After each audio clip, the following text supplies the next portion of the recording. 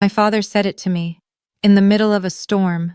I was 15, drenched, shaking, with nowhere to go. And 3 hours later, I was lying in a hospital bed after being hit by a car. And the reason? My younger sister told a lie. Not a mistake, not confusion.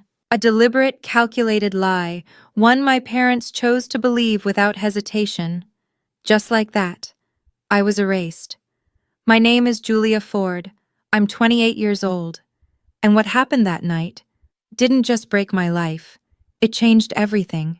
Because the woman who found me on the side of the road, the one who refused to leave my hospital room, was Dr. Rebecca Lawson, one of the most respected academic figures in her field. And 13 years later, I stood on a stage as the keynote speaker at my sister's graduation. My parents were in the audience. They had no idea I would be there. And what happened when they saw me was something none of them were ready for. Before you're watching from and what time it is there. I'm always curious how far these stories travel. Now, let me show you how it all started. I learned early that in our house, Chloe's tears carried more weight than anything I ever achieved. When I was 11, I won first place at the regional science fair. My project, on water filtration systems, beat over 40 other students. I was proud, so proud. I ran all the way home, blue ribbon clenched in my hand, burst through the front door and found my mom in the kitchen. "I won!" I said, breathless. She smiled, pulled me into a quick hug. "That's wonderful, sweetheart." And then Chloe walked in, 8 years old, face flushed, eyes full of tears. "I messed up my pirouette," she cried. "Everyone laughed at me." My mom's arm slipped away from me. She knelt down beside Chloe, wrapped her tightly. "Oh, baby. It's okay. You'll do better next time." I stood there, still holding my ribbon. No one asked to see it. That was how it always went. Chloe needed more attention. Chloe was sensitive. Chloe had to be handled carefully.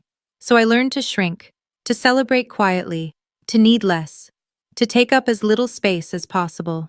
By the time I was 14, I had stopped showing them my report cards altogether. Straight A's didn't stand a chance against Chloe's emotional storms. When I got accepted into a prestigious summer science program, I was ecstatic. Full scholarship. 2 weeks working alongside real researchers. My dad barely glanced up from his phone. "That's nice, Julia." Chloe burst into tears. "Why does she get to leave? That's not fair." My mom placed a hand on her shoulder. "Julia, maybe you could skip it this year. Your sister needs—" "I need you here," Chloe finished. So I didn't go. They called it family unity, understanding, being the bigger person. I learned again to be smaller, quieter, easier to ignore. But something was building beneath all of that. I just didn't realize it would break, the way it did. The lies started small. By 12, Chloe had developed a habit of taking my things without asking. When I brought it up, gently, always gently, she denied it. "I never touched your sweater." Even when it was sitting on her bed. My mom would sigh. "Julia, don't start problems." Then money went missing from my mother's wallet. $50. Chloe said she saw me near it that morning. I hadn't been. I had left for school early. My dad called me into his study. "Did you take money from your mother?" "No." "Chloe says you did." "She's lying." His expression hardened. "Don't accuse your sister." "But I didn't." "Enough." His voice cut through mine, sharp, final. "I'm disappointed in you, Julia. I thought you were better than this. I lost my phone for a month, and the science program I'd been promised for the following summer, gone." "We can't trust you with independence right now," my mom said. Chloe stood on the stairs watching. And when they weren't looking, she smiled. That $50 was just the beginning. A test. And she learned from it. She learned that she could get away with anything. The pattern escalated. A broken vase? My fault. A failed test she didn't study for? I should have helped her more. A rumor at school about her cheating? I must have started it. Eventually, I stopped defending myself. What was the point? They chose her tears over my truth, every time. By 15, I felt like a ghost in my own home. I was there, but only when they needed someone to blame. So I stayed out as much as I could, the library, school, anywhere but that house. I told myself I just had to hold on. 2 more years, then college, then freedom. I could survive 2 more years. I was wrong. That October, everything felt heavier. There was a boy in my AP chemistry class, Ethan Parker, nice, friendly, absolutely terrible at balancing equations. He'd asked me for help a few times, so I stayed after school to walk him through stoichiometry. That was all it was, just homework. But Chloe had a crush on him, not a small one, obsessive. She'd walk past my classroom just to catch a glimpse of him. She'd even practiced writing Chloe Parker in her notebook. I saw it once when I went to return a pen she had taken from me. One afternoon, Ethan stopped me at my locker. "Hey, thanks again for yesterday. You really saved me." I smiled. "No problem. Maybe we could study together for the midterm sometime?" "Sure, the library works." "Great." He walked off. And as I turned, I saw Chloe standing down the hall, about 20 feet away, just staring at me, her face completely pale. That night at dinner, Chloe barely said a word. She just moved her food around her plate, pushing it from one side to the other without really eating. My mom kept glancing at her, asking softly if she was okay. Chloe would just shrug, say nothing, looking back. I should have known. Silence from her was never harmless. It was always a warning. On Thursday, we had a guest lecturer in my biology class, Dr. Rebecca Lawson from Ohio State University. She spoke about educational equity, about how systems fail students who don't have support. I stayed after class to ask her a few questions. She watched me carefully as I spoke, then handed me her card. "You have a sharp mind, Julia," she said. "Don't let anyone make you doubt that." I smiled, thanked her. I had no idea. She would become the reason I survived. A week later, the storm warnings started. She had been in town that week for a university outreach event, staying just a few miles from our neighborhood.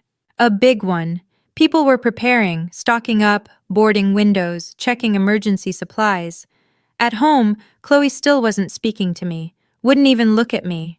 I remember thinking, maybe this weekend will be quiet. Maybe I could just catch up on work without tension hanging in the air.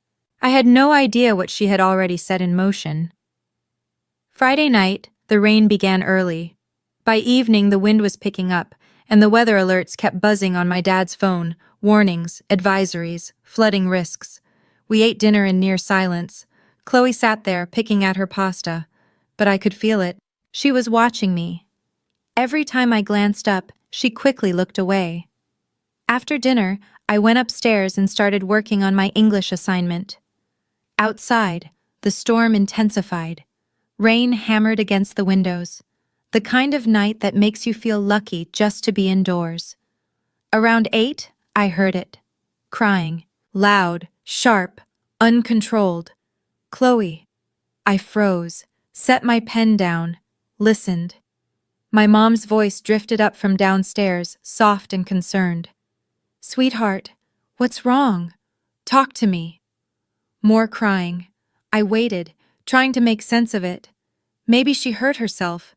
Maybe she failed something. Maybe... "Julia." My dad's voice cut through everything. Sharp. Angry. "Get down here. Now." My stomach dropped.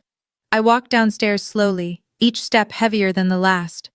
Chloe was curled up on the couch, her face buried against my mom's shoulder. My mom was stroking her hair, whispering to her. My dad stood near the fireplace, arms crossed, his face flushed with anger. "What's going on?" I asked. Chloe lifted her head. Her eyes were red, swollen, tears streaming down her face. She looked at me, and for just a second, something slipped, something cold. Then it was gone. "Tell her," my dad said. His voice was flat, controlled. "Tell her what you told us." Chloe's lip trembled. "Why do you hate me so much?" I blinked. "What?" "I don't hate you." "Then why?" she cried, her voice breaking. Why have you been spreading rumors about me at school? My mind went completely blank. What rumors? About me and Ethan, about me cheating, about me being a liar. The room tilted. Chloe, I never... Don't lie to her, my mom said quietly. Just don't. I stood there trying to process what was happening, but it was already slipping out of my control. I didn't spread anything, I said, my voice shaking. I don't even know what you're talking about. Chloe pulled out her phone, her hands trembling dramatically. Then explain this. She showed my mom a screenshot. I don't know how she did it. Maybe she created a fake account or used my old login, but it looked real enough for them. A group chat, messages, cruel ones, personal ones, things I would never say. But the name attached to them was mine, my profile, my account. I didn't write those, I said. Someone must have... Stop! My dad's voice cracked like thunder. Just stop lying. I'm not lying. And Ethan, Chloe whispered, like she was barely holding herself together. You knew I liked him, and you've been flirting with him behind my back, making me look stupid. He asked me for help with chemistry, I said quickly. That's all it is. That's all? Her voice rose. You stay after school with him. You meet him at the library. He told his friend he thinks you're pretty. We're just study partners. You tried to take him from me. She was standing now, shaking. And last week you pushed me on the stairs. Look. She yanked up her sleeve. A dark purple bruise bloomed across her arm. I stared at it. I never touched you. You did, Mom. She did, Chloe cried. I didn't want to say anything. I thought maybe she was just stressed. My mom stood up immediately, placing herself between us. Julia, this is serious. If you hurt your sister... I didn't. Then how did she get that bruise? My dad demanded. I don't know, I said, my voice breaking. Maybe she did it herself. The words hung in the air. Chloe's eyes widened. Fresh tears spilled instantly. You think I would hurt myself just to frame you? Yes, I shouted, my composure finally cracking. Yes, because this is what you do. You lie. You've been lying about me for years. My dad stepped closer, his face hardened. Is this true, Julia? You've been bullying your sister, making her life miserable? No, please just listen to me. I've heard enough. Dad, enough. His fist slammed against the mantel. I've heard enough of your excuses. They're not excuses, I said desperately. Please, just let me explain. There's nothing to explain. My mom's voice was quiet, disappointed. I thought we raised you better than this. Chloe collapsed into sobs again. Perfect, convincing, fragile. I looked at her, really looked, and for a brief moment, she looked back. No tears, no fear, just something sharp, calculating. You're lying, I whispered. I'm not, she said calmly. You are. You made all of this up. Julia, my mom started. She's lying, I said, turning to my dad. Please, you have to believe me. I would never hurt her. I would never spread rumors. She's doing this because she's jealous, because Ethan doesn't like her. That's enough. My dad's voice dropped, cold, final. I don't want to hear another word. He looked at me like I was something broken. Something is wrong with you. You're sick. The word hit harder than anything else. Sick. I'm not... You need help, he continued. Professional help. Then he pointed toward the door. But right now, I need you out of my sight. Outside, the storm roared. Thunder shook the windows. Dad, it's storming. I don't care. My throat tightened. Where am I supposed to go? That's not my problem. His expression twisted with something I didn't recognize anymore. Get out. The words came sharp, merciless. I don't need a sick daughter like you in this house. The words cut deep and stayed there. Sick daughter. Like I was something damaged, something defective, something that needed to be removed. I turned to my mom, searching her face, pleading without saying a word. Say something, stop this. Tell him this is wrong. But she didn't. She just tightened her arm around Chloe and looked away. That was my answer. I reached for my jacket by the door. My hands were shaking so badly I could barely get it on, barely manage the zipper. My fingers felt numb already. The door slammed shut behind me. Through the glass, I caught one last glimpse. Chloe was standing there watching me. She wasn't crying anymore. She was smiling. The rain hit me instantly, hard, relentless, like stepping into a wall. Within seconds, I was completely soaked through. Cold seeped into my skin, into my bones. I stood there on the porch for a moment, waiting. Maybe my dad would come out. Maybe he'd realize he'd gone too far. Maybe he'd open the door and call me back. The door stayed closed, so I walked. I didn't have a destination. Just away. Away from that house. Away from Chloe's lies. Away from parents who believed I was broken. My phone buzzed in my pocket. Low battery, 8%. I pulled it out, hands trembling, and tried calling Megan. No answer. Then Ashley, straight to voicemail. It was Friday night. Everyone was home. Warm, safe, dry. Everyone, except me. The wind lashed at my face, whipping my hair into my eyes. The rain came down in heavy sheets, blurring everything. I could barely see a few feet ahead. Cars passed by, tires slicing through puddles, water spraying outward. No one slowed down. No one stopped. I headed toward the library. Maybe I could wait there, just sit somewhere dry until the storm passed. But when I got there, dark windows, locked doors, closed. The bus station was 2 miles away. If I could make it there, I could at least sit inside. Warm up. Think. So I kept walking. Each step felt heavier than the last. My shoes were completely soaked, water squelching with every movement. My jacket clung to me like a second skin. I was shaking now, teeth chattering uncontrollably. Thunder cracked overhead. Lightning tore across the sky. For a moment, I thought about turning back, going home, knocking on the door, begging. But then I saw his face again. That look, that disgust, sick daughter. Maybe he was right. Maybe there was something wrong with me. Why else would they choose Chloe? Every single time. The bus station was still a mile away. The storm grew worse. The wind stronger, the rain heavier. I didn't see the headlights until it was almost too late. I was crossing an intersection. The light was green. I'm sure it was green, but the rain was blinding, the wind roaring, everything distorted. And then, a car, out of nowhere. Headlights blazed straight at me, a horn screamed, brakes shrieked. I tried to move. I wasn't fast enough. The impact hit me from the side, throwing me into the air. My body slammed against the hood, then the pavement. My head struck the asphalt hard. Pain exploded, sharp, blinding, consuming everything. I couldn't move, couldn't breathe. Rain poured into my mouth, into my eyes. The world tilted sideways, warped, wrong. I heard a car door slam. Footsteps rushing toward me, splashing through water. Oh my God! Oh my God! A woman's voice, panicked. Sweetheart, can you hear me?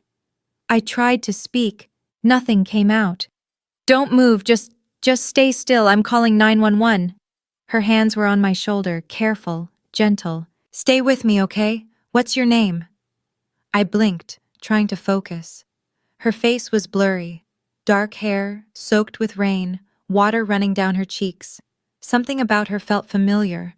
My parents, I whispered. Your parents? Okay, what's their number? I'll call them. They don't, I coughed, tasting blood. They don't want me. Her expression changed instantly. What? They kicked me out, I said, the words heavy, slow. Said I'm sick. Don't want me anymore. She stared at me, rain falling between us. Something shifted in her eyes, shock maybe, or anger. You're going to be okay, she said, but her voice trembled. I promise, you're going to be okay. In the distance, I heard sirens, growing louder. Her face was the last thing I saw, before everything went black. I don't remember the ambulance. I don't remember arriving at the hospital. The first thing I remember is sound. Machines beeping, fluorescent lights humming, the sharp smell of antiseptic, and her voice. She has a severe concussion, possible internal bleeding. She needs to be monitored closely. I tried to open my eyes, too heavy. Everything hurt. I'm staying. Her voice again, but different now. Steady, controlled. I'm not leaving her alone. Ma'am, are you family? I'm the one who hit her, she said. I'm staying until her parents arrive. Time blurred. I drifted in and out. Voices came and went. And then, new voices. Familiar ones. We're Julia Ford's parents. My dad, his voice strained. Mr. and Mrs. Ford. And then her voice again. Cool now, precise. I'm Dr. Rebecca Lawson. A pause. Recognition settling in. You're a professor at Ohio State, my mom said. I'm the Dean of Graduate Studies, Doctor, Lawson corrected, her tone sharp. And I'm the one who hit your daughter tonight. It was an accident, my dad said quickly. We don't blame you. She ran into the road in the middle of a storm, he added. She was out there alone, soaking wet. Dr. Lawson's voice cut through him. She's 15 years old. Silence. Why was she out there? No answer. Mr. Ford, she said, each word deliberate. I asked you a question. There was a situation, my dad said. A discipline issue.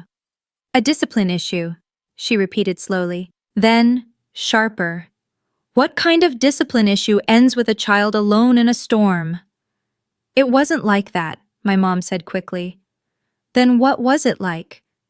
Her voice didn't rise, but it hardened. Because your daughter told me something before she lost consciousness.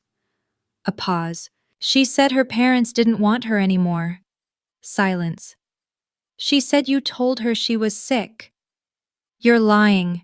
Chloe's voice was small now, fragile, carefully shaken. Julia's making that up. She was barely conscious. She wasn't making anything up. Dr. Rebecca Lawson's voice cut clean through the room. Firm. Certain. I heard movement. Footsteps shifting, someone stepping away from my bed. Then her voice again, a little farther now. I need to speak with a social worker. That won't be necessary. My dad tried to sound in control, but it didn't hold. We're her parents. We'll take it from here. With all due respect, Dr. Lawson replied, calm but unyielding, you've done quite enough. This is a private family matter. The moment you put a minor out into a storm, she said, her tone sharpening, it stopped being private. Footsteps again, then closer. I felt her hand find mine, warm, steady. I'm not leaving, she said quietly. Not until I know she's safe. Another voice entered the room, firm, official. Mr. Ford, we're going to need to ask you a few questions. We haven't done anything wrong, my mom said quickly, but her voice was shaking. Your daughter was hit by a car at 11 at night, the officer said. In severe weather. She's 15. We need to understand why she wasn't at home. I tried to open my eyes, managed just a flicker. Everything blurred. Shapes, shadows, movement. I saw my father's outline, Chloe behind him. Doctor. Lawson noticed immediately. She's waking up. Everyone out. Now. She's our daughter, my dad started. And I'm the physician responsible for her care, she said, sharp. Out. Silence. Then footsteps. Voices fading. The door closing. The room finally quiet. I felt her lean closer. Her hand tightened gently around mine. You're safe now, she whispered. I promise. You're safe. I wanted to believe her, but the word safe felt unfamiliar, like something I hadn't had in a very long time. I closed my eyes again and let the darkness take me. When I woke up again, 3 days had passed. My parents were gone. Dr. Lawson wasn't. She had kept her word. She hadn't left me alone. The concussion was serious. I stayed in the hospital for 4 days total. Every day she came back, bringing books, sitting by my bed, talking to me, not just about recovery, about college, about science. about futures I had never allowed myself to imagine. My parents visited once. They brought a bag with some clothes, a few school assignments. They stood at the end of my bed like strangers. "We're glad you're okay," my mom said. My dad nodded. "You gave us quite a scare." That was it. No apology, no explanation, no question of whether I wanted to come home. Chloe didn't come at all. On the fifth day, a social worker came in. Her name was Angela Brooks. She had kind eyes and a calm voice. She asked me questions about my home, my family, what had happened that night. And this time, I told the truth. Everything. Chloe's lies, the years of being blamed, the moment my father called me sick and told me to leave. Angela listened carefully, writing things down. Then she looked at me. "Julia, you have options," she said gently. "You don't have to go back." I stared at her. If I don't go back, where would I go? There was a knock at the door. Dr. Lawson stepped inside. "She can stay with me." I blinked. "What?" Angela looked at her, surprised but not confused. "Temporary placement," Dr. Lawson said. "Foster arrangement until we determine something more permanent. If that's what she wants." She glanced at Angela. "I've already started the process." I stared at her. "Why would you do that?" My voice cracked. "You don't even know me." She walked over and sat on the edge of my bed. "Because someone once did the same for me," she said softly. "When I was 17, my family turned me away. A teacher took me in." She reached for my hand. It changed everything. Her eyes held mine. "You're brilliant, Julia. You have a kind of potential most people never even realize they have." Her voice softened. "Don't let anyone convince you you're broken. Don't let anyone dim that." The tears came before I could stop them. I turned my face away, but I couldn't hold it back. "I'll understand if you want to go home," she added quietly. "But if you want something different, I'm here." I made my decision right there, in that hospital room. I chose something different. 6 months later, I barely recognized my own life. Same name, completely different world. Dr. Lawson's home was quiet, orderly, filled with books, plants, soft music drifting through the rooms. She gave me a guest bedroom and told me I could make it mine. I transferred schools. I stayed in Ohio for the rest of high school. Started over. No one knew about Chloe, about my parents, about being the sick daughter. I was just Julia, focused, capable, finally, able to breathe. She insisted I call her Rebecca, but over time she became something closer to home. She introduced me to things I had never seen before: university lectures, academic panels, dinners where people talked about policy, education, real change. "Education is freedom," she would say. "Knowledge is something no one can take from you." So I worked, harder than I ever had. Straight A's weren't just grades anymore. They were proof. Proof that I wasn't broken, that I wasn't wrong, that I wasn't what they said I was. She taught me everything: how to write grant proposals, how scholarship systems worked, how organizations were built to support students like me, students who needed a second chance. "You're going to do something important one day," she told me once over dinner. "I can see it."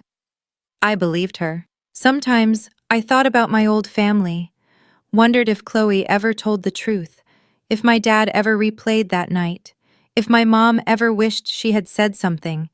But most of the time, I didn't think about them at all.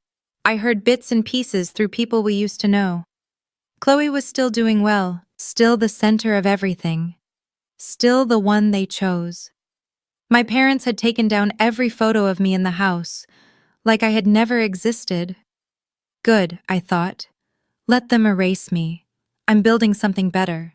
By my senior year, I had a plan: college, education policy, systems that actually helped kids who slipped through the cracks, kids whose families failed them.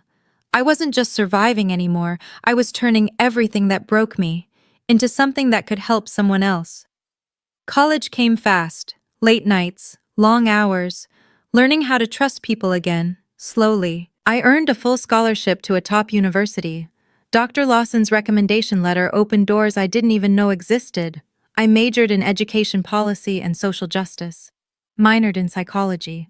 I wanted to understand the system, why some kids were supported, and why others disappeared into the gaps no one talked about. I knew exactly which side I had come from, and I knew I wasn't going back.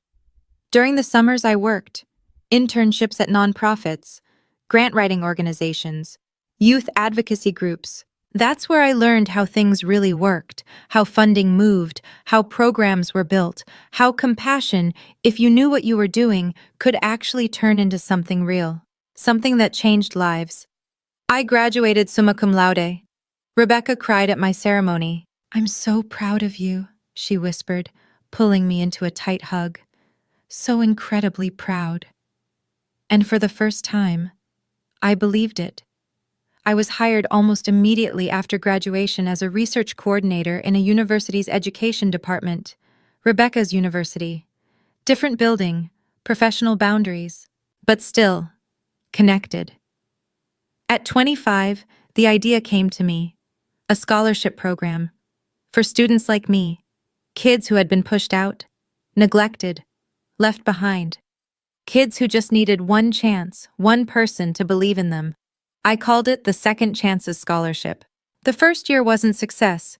It was rejection after rejection, empty inboxes, and nights where I questioned if any of this would work at all. Simple, clear. Rebecca helped me shape it. Helped me write the grant proposals, refine the structure, make it something funders would take seriously. At first, funding was inconsistent. Some months, we weren't sure we could continue, and I wondered if this would end before it even began. We secured funding from 3 organizations, launched at 1 university as a pilot, then 2, then 5. By the time I was 27, we had awarded over $200,000 in scholarships. 47 students, 47 lives that didn't fall apart, 47 second chances. People started noticing. Local newspapers, education journals. I gave interviews, spoke at conferences, and every time I told my story, just enough. A 15-year-old girl who was told she didn't belong. No names, no details, just truth, without the specifics. Then one afternoon, there was a knock at my office door. My colleague, Daniel Hayes, leaned in.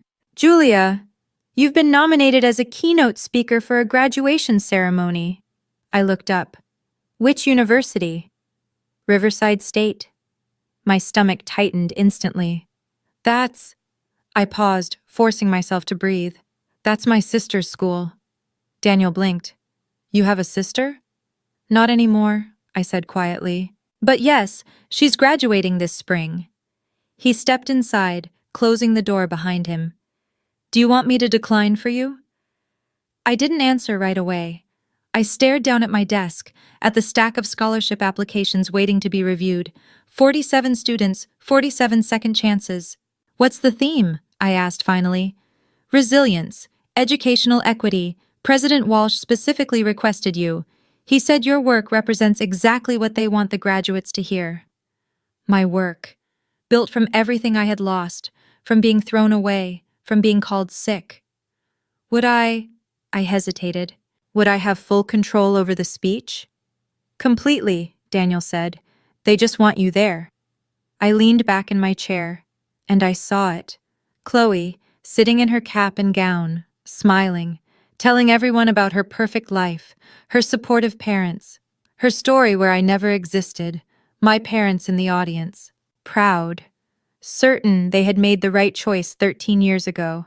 And me, standing on that stage, not for revenge, for closure. "I need to talk to Rebecca," I said. That night, over dinner, I told her everything. "They have no idea who I am now," I said. "No idea I built any of this. They probably think I disappeared, or failed, or I don't even know what they think." Rebecca set her fork down and looked at me carefully. "What do you want to happen?" I held her gaze. "I want to close this chapter properly," I said. "Not with anger, with truth." I paused. "And if it hurts them, they hurt me first." My voice didn't shake. I'm not doing this for revenge. I'm doing it because my story matters, because showing them who I became despite them, that's not vindictive, that's honest. Rebecca reached across the table and took my hand. Then do it your way, she said. Stand there with your head high and show them exactly who you are. The next morning, I called Daniel. Tell President Walsh, I accept. I didn't see Chloe in person before the ceremony, but I saw enough. Social media has a way of keeping ghosts alive. She posted constantly, photos of brunches, study sessions that looked staged, carefully curated moments of a perfect life. Can't believe I'm graduating in 2 months, one caption read. So grateful for my parents who supported me every step of the way. Hashtag blessed, hashtag family first. So proud of you. Your parents raised you right. I scrolled through her profile once, just once, out of curiosity. There was no trace of me, no photos, no mention of a sister. In her world, I had never existed. One post made me pause. Chloe sitting at dinner with my parents, all three of them smiling, glasses raised, celebrating my graduation with the two best people in the world. Love you, Mom and Dad. My dad looked older, gray at the temples. My mom looked tired, but they looked happy, proud. I closed the app. Through old acquaintances, people I used to know before everything, I heard she was excited. Big ceremony, all her friends there. A celebration afterward. The keynote speaker is supposed to be really inspiring, someone wrote in a group chat I was still, somehow, part of. Some researcher who started a scholarship program. Chloe replied, Ugh, those speeches are always so boring. But whatever, it's my day. I smiled when I read that. Took a screenshot. Saved it. Not for revenge. Just proof. She had no idea. Not even a hint of what was coming. I wondered if she would recognize me. 13 years is a long time. I had changed. Grown. Become someone completely different. I guess we'd find out. I worked on my speech for 2 weeks. Drafting, editing, cutting, rewriting. Reading it out loud to Rebecca again and again. Don't mention names, she advised. Tell the story. Let people connect the dots themselves. The speech began with data, educational inequality, students falling through gaps in the system. Then it shifted, personal. At 15, I was told I didn't belong, that something was wrong with me, that I was too broken to keep. I practiced in front of the mirror, watched my expression stay steady, calm, controlled, professional. But someone saw potential instead of problems. Someone gave me a second chance, and that changed everything. No anger, no tears, just truth. Daniel handled the logistics, parking, credentials, program listing. My name printed clearly, Julia Ford, Director, Second Chances Scholarship Program. The night before the ceremony, I couldn't sleep. I lay there staring at the ceiling, thinking about Chloe, about my father's voice, sick daughter, about my mother turning away. Was I doing this for the right reasons? A soft knock came at the door. Rebecca stepped in, carrying a cup of tea. She sat beside me, just like she had so many times before. Second thoughts? She asked gently. Just thoughts. She smiled softly. You're not that girl anymore, Julia. You're the woman who rebuilt her life. She handed me the tea. Remember that tomorrow. I took a sip. Chamomile. Honey. Will you be there? I asked. She squeezed my hand. Front row. Always. Morning came too quickly. I dressed with intention. A navy suit. Clean, structured, professional without feeling stiff. Around my neck I wore Rebecca's grandmother's pearl necklace. She had insisted I take it. In case you need a reminder of where you belong, she'd said. I stood in front of the mirror, confident, composed, accomplished. Nothing like the soaked, shaking 15-year-old who had been told she was sick. I was ready. The campus was beautiful. Old brick buildings lined the walkways, green lawns perfectly trimmed. Students in caps and gowns moved in clusters, laughing, taking photos with their families. The air felt alive, full of pride, relief, possibility. I arrived early and met President Walsh in his office. He greeted me warmly. "Ms. Ford, we're honored to have you. Your work is extraordinary." "Thank you, sir. The students are going to be inspired. I'm certain of it." Daniel walked me to the auditorium. Backstage was a kind of organized chaos. Faculty adjusting their robes, staff checking microphones, graduates peeking through the curtains at the growing crowd. I picked up a program and scanned the names. And there it was. Row 3. Chloe Ford. Bachelor of Arts, Communications. My heart thudded against my ribs. "You okay?" Daniel asked. "Yes." I folded the program neatly. "Just ready." Rebecca arrived a few minutes later.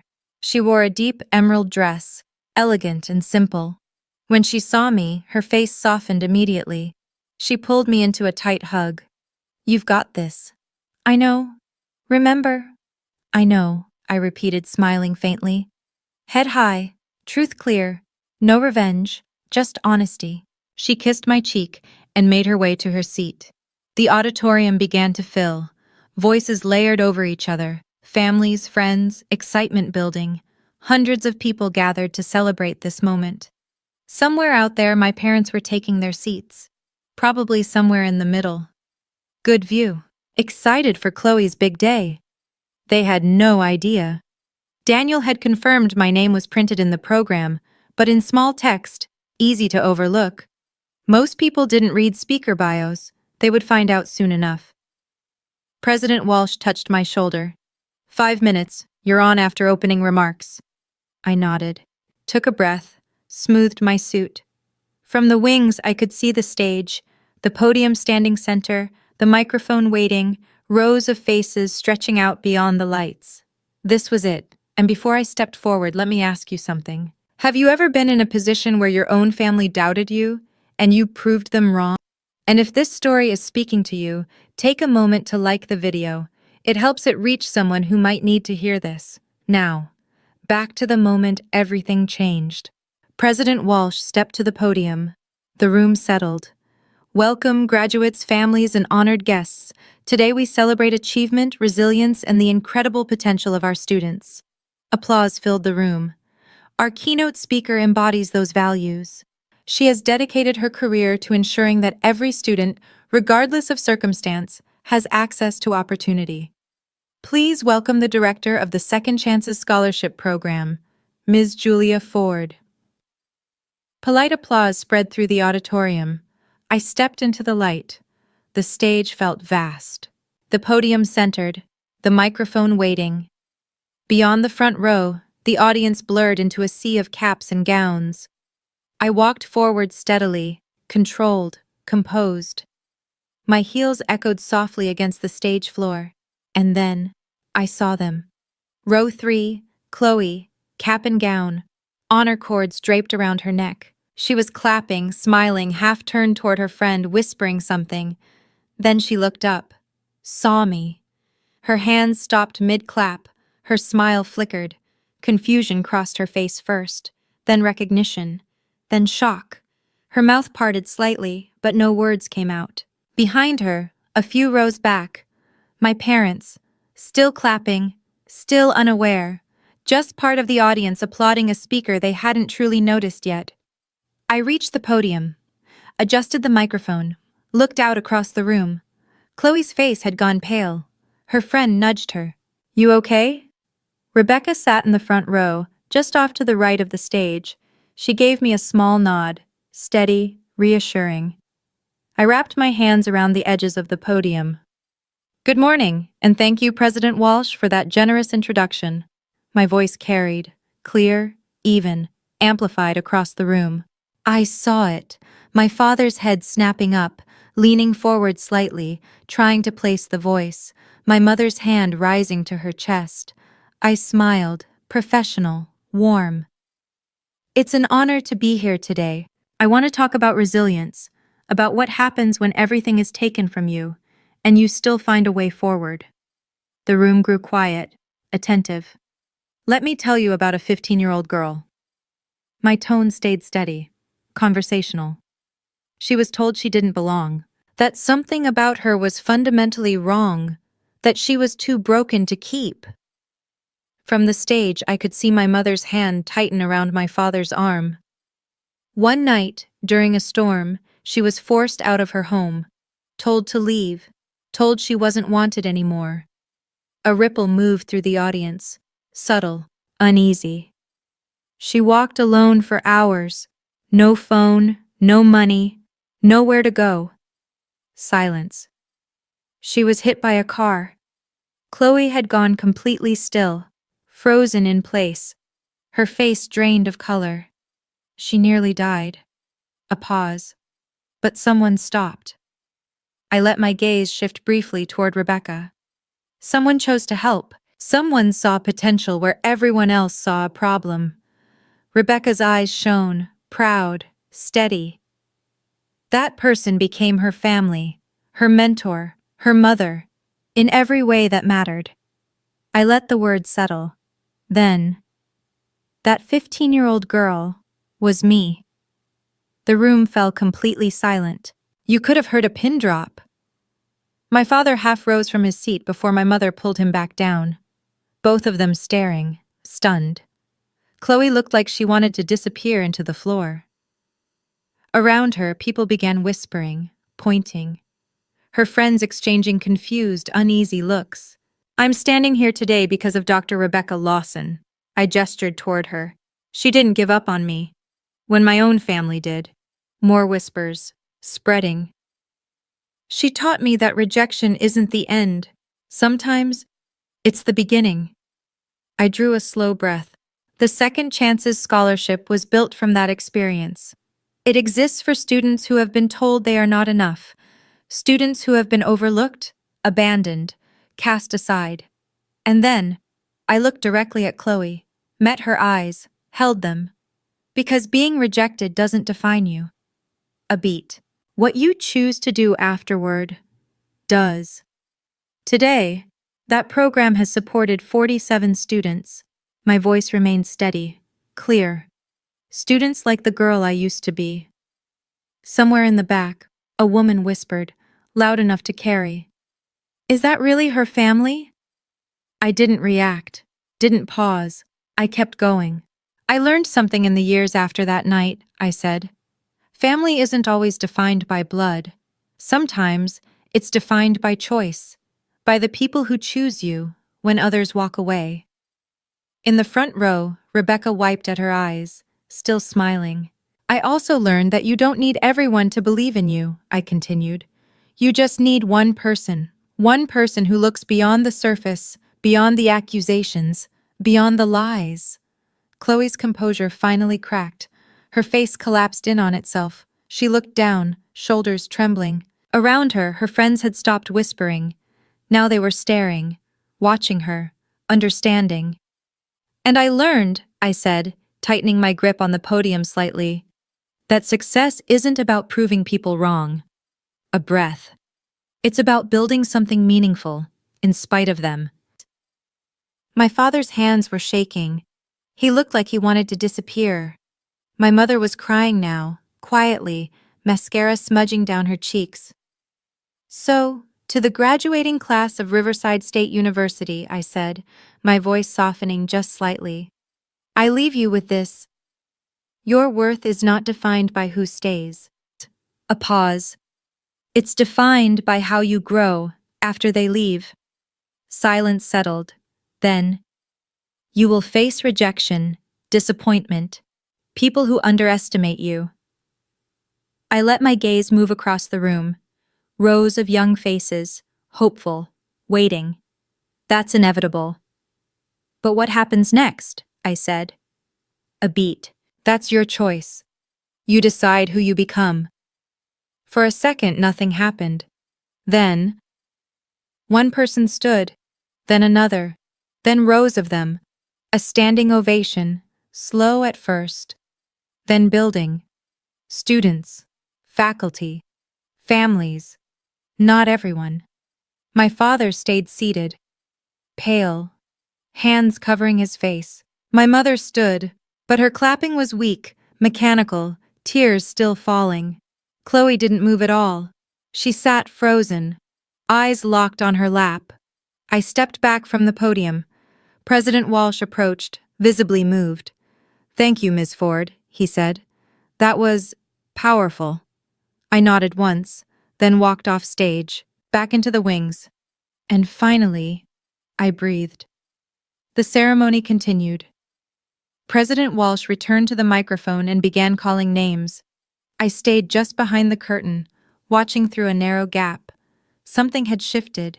You could feel it. Students still walked across the stage, accepted their diplomas, but the applause felt uneven now, distracted. People were whispering, checking their phones, talking to each other, processing. Chloe Ford, Bachelor of Arts Communications. She stood, walked toward the stage. Her smile was tight, forced. Her hands shook as she accepted the diploma. The applause came, but it was thinner, scattered. Some clapped enthusiastically, close friends probably. Others didn't clap at all, just watched, whispered. She walked off quickly, disappearing into the sea of graduates. I saw her friends gather around her, speaking in hushed, urgent tones.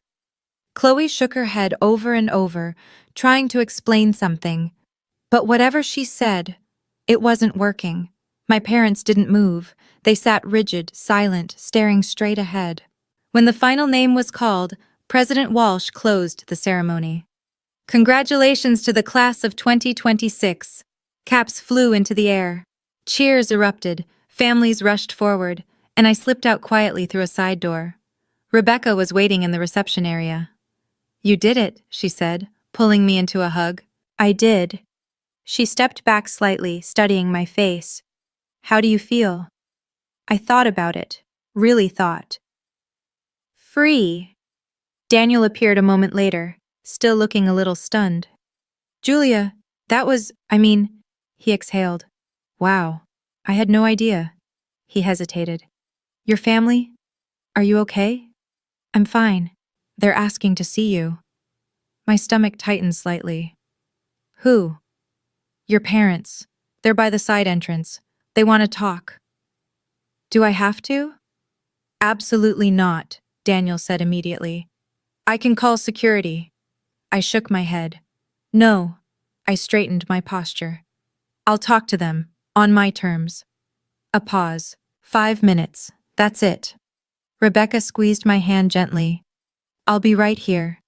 I nodded, then turned, and walked toward the past I had left behind 13 years ago. They were standing near a pillar. My father looked gray, hollow. My mother's makeup was smeared, her face drawn. Chloe stood slightly behind them, eyes red. I stopped a few feet away, not too close, professional distance. "You wanted to talk?" My father opened his mouth, closed it, tried again. "Julia, we didn't know you'd be here." "I'm sure you didn't." "You look," my mother's voice broke. "You look well." "I am well," I said evenly. Rebecca made sure of that. She had followed me, standing just behind me. Quiet, protective. My father's eyes flicked toward her, then away. "We owe you an apology," he said. "You owe me more than that," I replied calmly.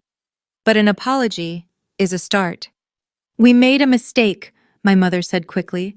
"A terrible mistake. We should have listened. You should have protected me," I cut in. My tone stayed level, controlled. "That's what parents are supposed to do." I didn't cross my arms, didn't step back, didn't shut down. "You chose Chloe's lie over my truth," I continued. "You called me sick. You threw me out into a storm." Chloe flinched. Tears slid down her face. "We were wrong," my father said, his voice cracking. "I was wrong." He swallowed hard. "I've regretted that night every single day for 13 years. "Good." The word landed sharp, heavy. "Can we talk?" My mother reached out slightly. "Privately? As a family?" "We're not a family," I said, gently. Not cruel, just true. "You made that clear 13 years ago." "But we can fix this," my father said, desperation creeping in. We can We want to fix it. There's nothing to fix. I held his gaze. You made your choice. A breath. I made mine. We're done. Julia, Chloe's voice, quiet, broken. I'm sorry. I was 12. I didn't understand. You were old enough to know what you were doing. Daniel approached, holding a folder. Julia, these are the scholarship applications for next semester. President Walsh asked me to get them to you before you left. He handed it to me. Official documents, my name, my title, photos, testimonials, impact reports. My father's eyes locked onto it. You really did all this? Yes. My mother reached out hesitantly, taking the folder. She opened it, read. Her expression fell apart. How many students? 200 applicants this cycle, I said. 47 funded so far. We're expanding. She looked up at me, stunned. You're the director? Senior director, I corrected quietly. As of last month. I took the folder back from my mother. I work with 5 universities now. We've awarded over $200,000 in scholarships to students who come from situations like mine.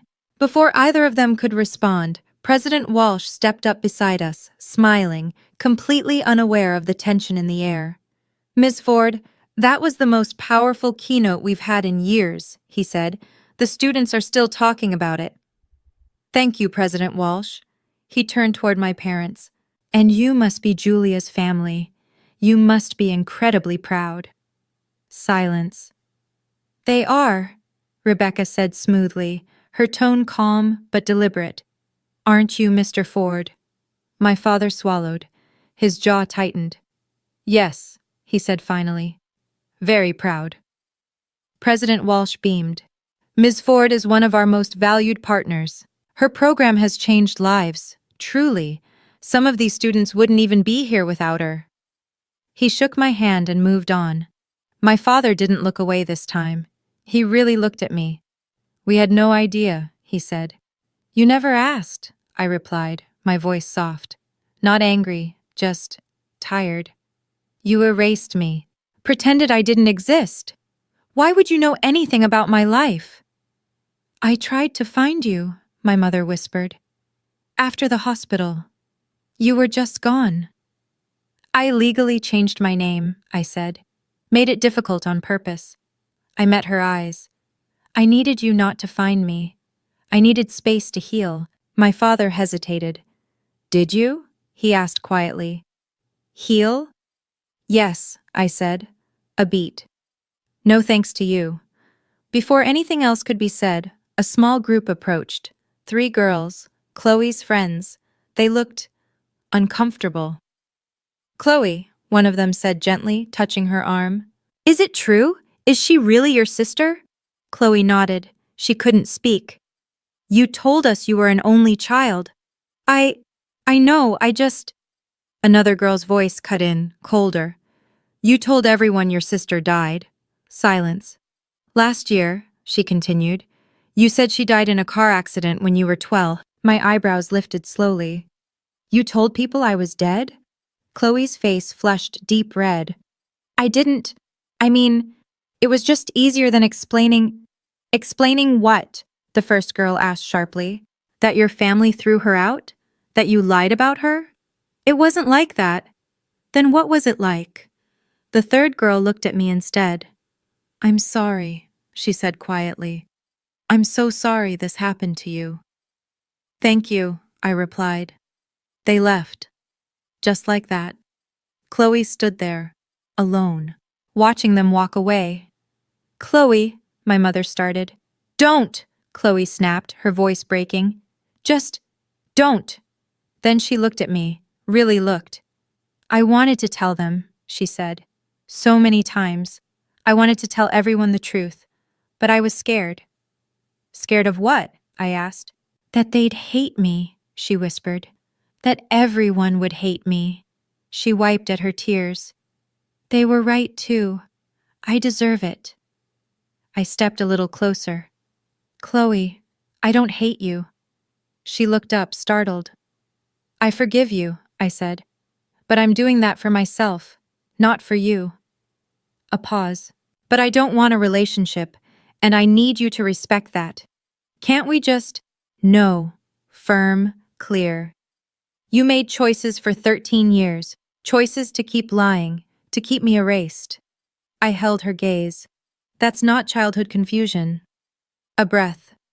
That's who you became. She broke then, completely, sobbing. My mother pulled her close. I turned to Rebecca. Can we go? She nodded immediately, linking her arm through mine. Let's go home. And we walked away. I didn't look back. Didn't slow down. Behind me I could hear Chloe crying. My father calling my name. Weak, desperate. I kept walking. Now let me pause here for a second. That moment, standing there, watching Chloe realize she couldn't lie her way out anymore. It was 13 years in the making. If you've ever had to set someone out there who needs to hear this, now, let me tell you what happened next. The week after graduation, my phone didn't stop. Voicemails from my father. Please call us back. We need to talk. We're so sorry. Please. Emails from my mother. Long, scattered, full of apologies and excuses. We were under so much pressure. Chloe was going through a phase. We didn't understand what we were doing. I didn't respond. Not yet. Work kept me moving. Applications flooded in after the ceremony. And then, the speech went viral. Not the entire ceremony, just my speech. Someone had recorded it and posted it online. 50,000 views. Then 100,000. Family isn't blood, it's who shows up. I cried watching this. And then others. Is this real? Which university was this? What happened to the sister? I ignored it, focused on what mattered. Then an email came in. Subject line, you deserve to know. It was from one of Chloe's former friends. Inside, screenshots, group chats, messages, her friends distancing themselves. One message stood out. I can't believe she told everyone her sister was dead. That's insane. Another. I'm uninviting her from my wedding. I don't want drama like that around me. Chloe's carefully built life was falling apart. A small part of me felt something. Not quite sympathy, but something close. The rest of me felt nothing. Just relief. That night, Rebecca and I had dinner.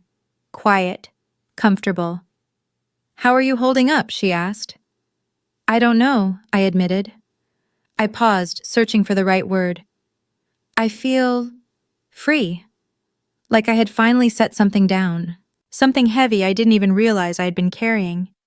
You handled everything with grace, she said softly. They want to reconcile. Do you? I thought about it. Really thought. No, I said finally. I don't. She nodded. That's okay. Her hand squeezed mine gently. You're allowed to walk away. 2 weeks later, my assistant buzzed my office. Julia, there's a Mr. Ford here to see you. No appointment. He says he's your father. My stomach tightened slightly. Give me 5 minutes, I said. Then send him in. I closed my laptop, straightened the papers on my desk, took a slow breath. When the door opened again, my father walked in. He looked older, at least 10 years older, gray hair at his temples, lines carved deep around his eyes, his shoulders slightly hunched. Thank you for seeing me, he said quietly. I have a meeting in 20 minutes, I said. I understand. He sat down across from me, stiff, formal, like this was some kind of interview instead of a conversation 13 years overdue.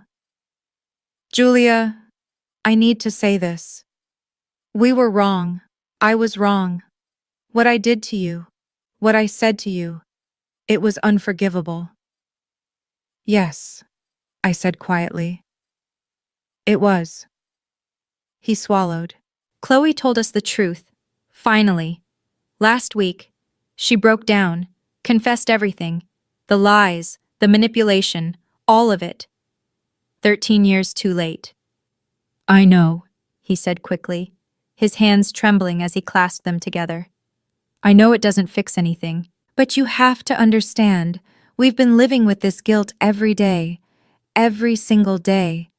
That empty room, the photos we took down, we see it, and we know. We destroyed something we can never get back. You're right, I said. You can't. He looked at me like he was holding on to the last thread of something. Can you forgive us? I leaned back slightly, considering him, not with anger, but with clarity. Forgiveness isn't the issue, Dad, I said. Trust is. And that's gone. Completely. His face tightened. You believed Chloe's lies over my truth. You called me sick. You threw me out in a storm. I know. No, I said softly. You don't. I held his gaze. You don't know what it's like to be 15 and alone in a storm with nowhere to go. To be told by your own father that you're too broken to love. A beat. You will never know. Tears slid down his face. What can I do? He asked. Just tell me what I can do. Nothing. I didn't hesitate. There's nothing you can do. It's too late. 3 days later, I got an email. Subject, I'm sorry. From Chloe. I almost deleted it. My finger hovered over the trash icon, but curiosity won. I opened it. Julia, I know you don't want to hear from me. I know I don't deserve your attention, but I need to say this. I was jealous. So jealous of you. You were smart, capable. People liked you without you even trying. I had to fight for every bit of attention, and it still wasn't enough. You were always better. When Ethan liked you instead of me, I snapped. I planned everything. The screenshots, the bruise, all of it. I knew Mom and Dad would believe me. They always did.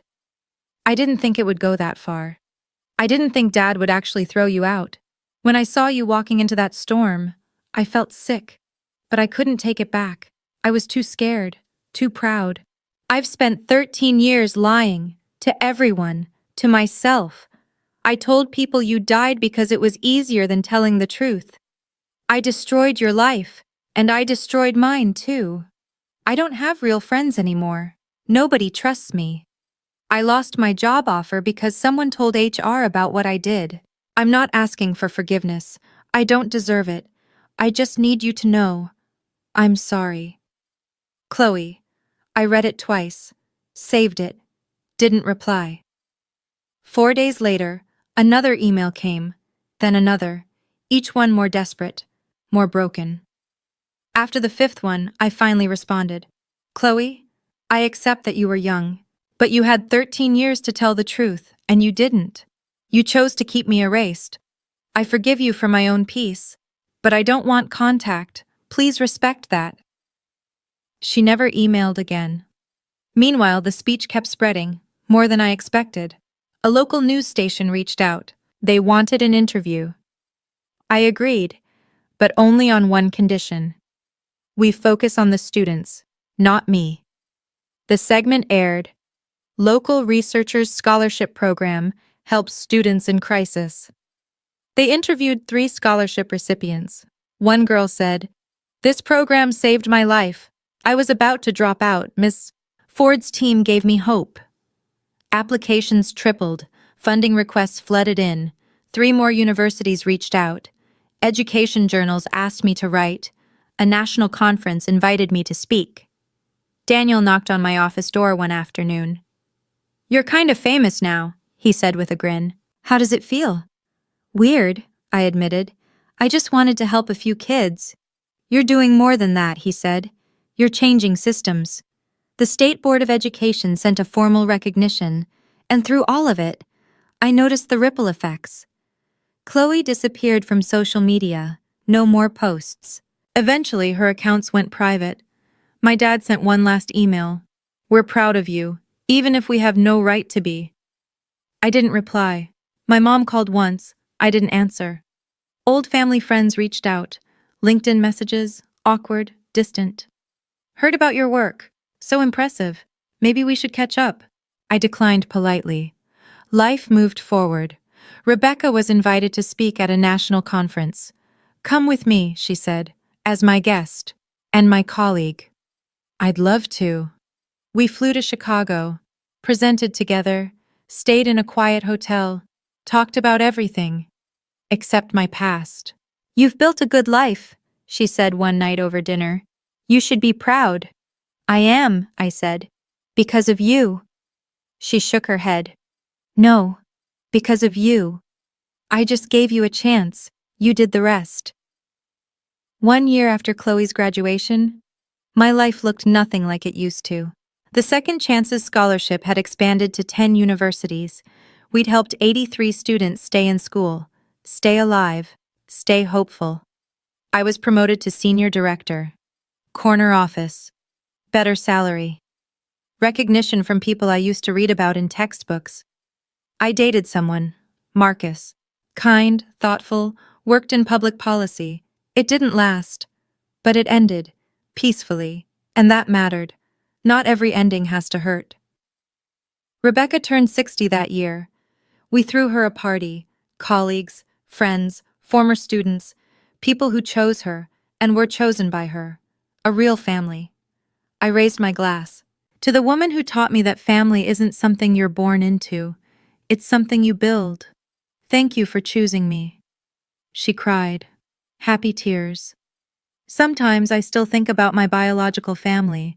Not often, not painfully, just passing thoughts.